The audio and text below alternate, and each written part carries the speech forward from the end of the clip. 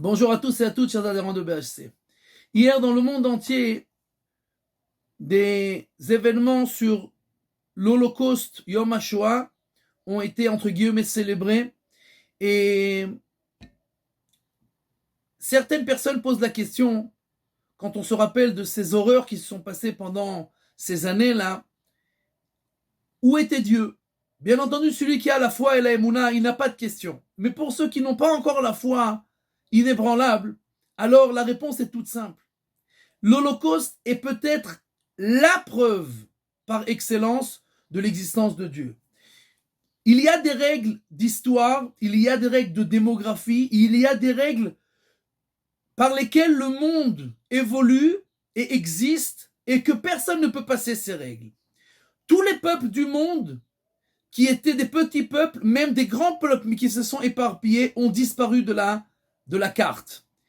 Le seul peuple que, bien qu'il soit et un petit peuple, et éparpillé, et poursuivi, et égorgé, et brûlé, etc., survit.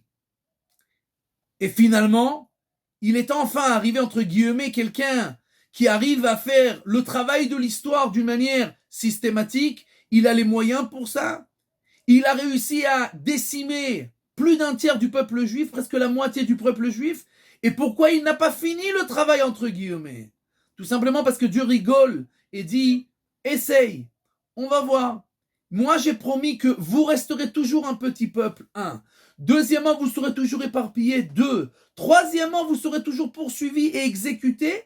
Et malgré ces trois choses qui sont les trois règles de l'histoire qui font que les peuples disparaissent, vous resterez la Netzach. Vous resterez pour l'éternité. Pourquoi? Parce que j'ai dit.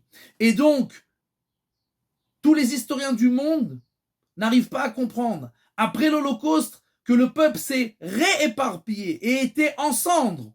En lieu de disparaître finalement de la carte, il revient à sa terre, il fait un état, il se renforce, la tchouva fleurit en tout Eretz Israël, et donc en fait, Dieu nous sourit et nous dit, voyez, les peuples peuvent faire ce qu'ils veulent.